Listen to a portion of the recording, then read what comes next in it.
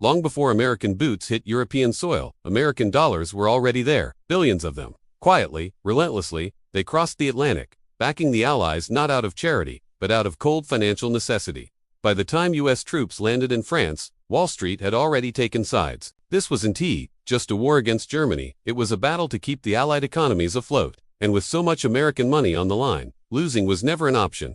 Welcome to the Financial Historian, where money moves first, power follows, and history is never as clean as it seems. When the guns of August 1914 thundered across Europe, the United States was officially neutral. President Woodrow Wilson declared that America would be impartial in thought as well as in action. But neutrality is a luxury only nations without business interests can afford, and America had plenty. Britain's Royal Navy ruled the seas, Germany was blockaded, and the world's trade routes were redrawn overnight. America found itself at the center of a global supply chain in chaos. For Wall Street, that chaos looked like opportunity. European nations were desperate for supplies, steel, grain, munitions, oil, and the only neutral economy big enough to provide them was the United States. By 1915, American factories were running on overtime, producing not for peace, but for war. One man stood at the center of it all, J.P. Morgan Jr. His father had died in 1913, leaving behind the most powerful private banking empire in the world. Morgan quickly positioned his firm as the financial lifeline of the Allied cause. Britain appointed J.P. Morgan & Co. as its official purchasing agent in the U.S., and soon France followed. Morgan coordinated billions of dollars in orders, everything from locomotives to bullets, taking commissions on every deal. In theory, America remained neutral. In practice, its economy became an extension of the Allied war machine. But there was a problem. The Allies were running out of money. By late 1915, Britain's gold reserves were nearly gone. They had literally shipped tons of bullion across the Atlantic to pay for weapons. Photographs from the time show armed guards escorting gold bars through New York Harbor, the treasure of an empire crossing the ocean to keep its armies fighting. When the gold ran out, Morgan offered credit. In 1915, he arranged a massive $500 million loan, the largest in history at that point, underwritten by a consortium of Wall Street banks. Over the next 2 years, those loans would balloon to more than $2 billion. For comparison, the entire U.S. federal budget that year was barely $1 billion. America's private bankers had effectively taken ownership of the Allied war effort. If Britain or France lost, those debts would evaporate. Wall Street would face a financial catastrophe, dragging the U.S. economy down with it. President Wilson knew it. His Treasury Secretary knew it. Every economist in Washington could see the same thing on the balance sheets. Neutrality was no longer possible. The United States had staked its financial future on the victory of one side. To the public, though it was still Europe's war, Americans wanted no part of it. Memories of the Civil War were still raw. Wilson had won re-election in 1916 under the slogan, "He kept us out of war."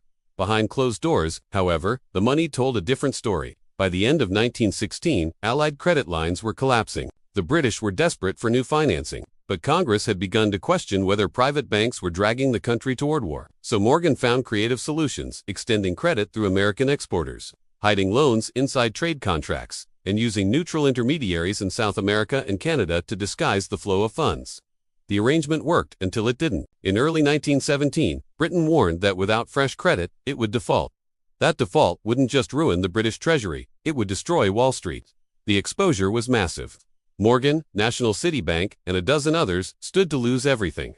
When Morgan's representatives met with Treasury officials that winter, they made their position clear. If Britain falls, we fall. And then, as if on cue, the world provided a pretext. On May 7, 1915, a German U-boat torpedoed the Lusitania, a British passenger ship off the coast of Ireland. Nearly 1,200 civilians died, to 128 of them Americans. The newspapers erupted in outrage. The German government insisted the ship had been carrying munitions. Britain denied it. Decades later, divers confirmed Germany had been right. The Lusitania's cargo hold was packed with ammunition. But in 1915, the story didn't matter. Public opinion turned sharply against Germany. Yet, even after the Lusitania, Wilson held back. The U.S. still wasn't ready for war. The economy was booming. The stock market was soaring, and American banks were making fortunes. There was no reason to risk it all unless the risk of not fighting became greater. That moment came in early 1917. Germany resumed unrestricted submarine warfare, threatening American shipping. Then came the Zimmermann telegram, a German proposal to Mexico to join the war against the U.S. in exchange for Texas, New Mexico, and Arizona. It was perfect timing, morally and politically. Public anger reached a fever pitch. In April 1917, President Wilson stood before Congress and declared war on Germany. His words were noble. The world must be made safe for democracy, but behind the rhetoric was another truth: the world had to be made safe for American credit. Within weeks, the U.S. government transformed the private loans of Wall Street into national debt. The Liberty Bond campaigns urged citizens to buy government bonds to support the troops. In reality, the bonds financed the same obligations Morgan had created, now guaranteed by taxpayers instead of bankers. For the first time, ordinary Americans were lending to their government on a massive scale. Over the course of the war, the U.S. raised more than $20 billion through these bonds, 10 times the size of the original private loans. The financial risk had been nationalized.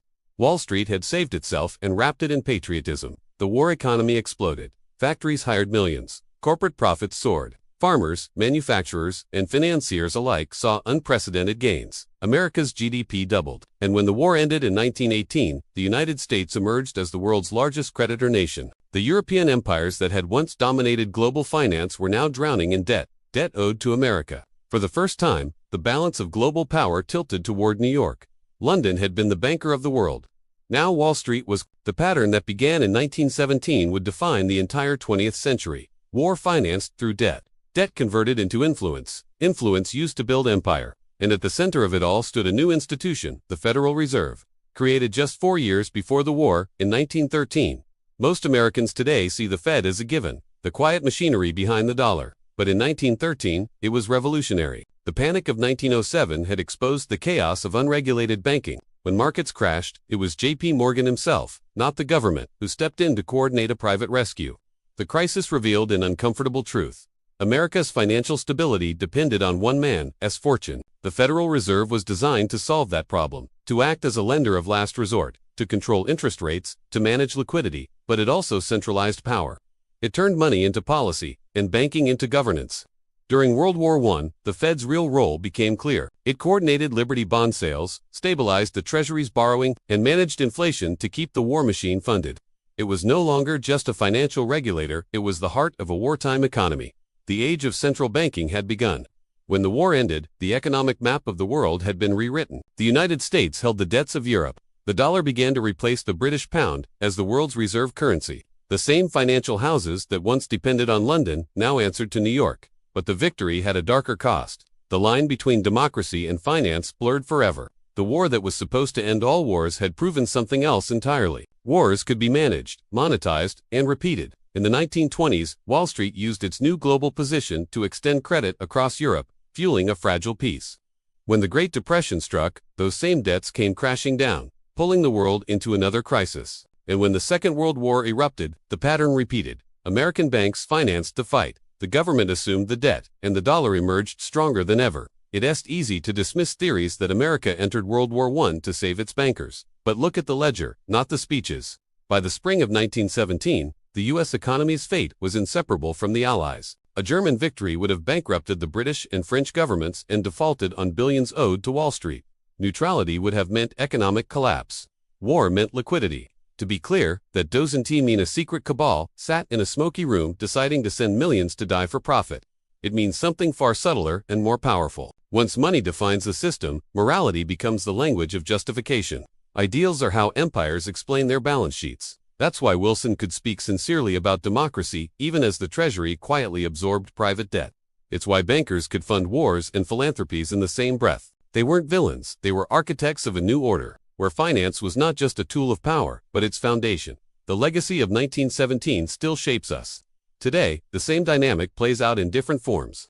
Wars are justified by principles, freedom, security, human rights, but financed by interests.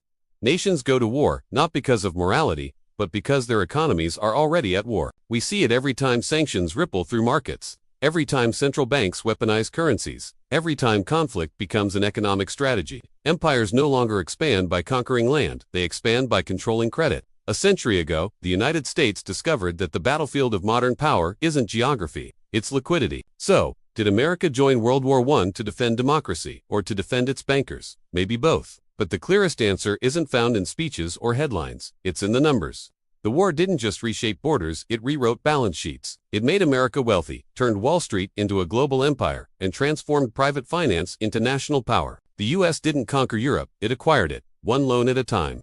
While governments claimed ideals, bankers calculated outcomes. Flags may rise and fall, but the ledgers always endure.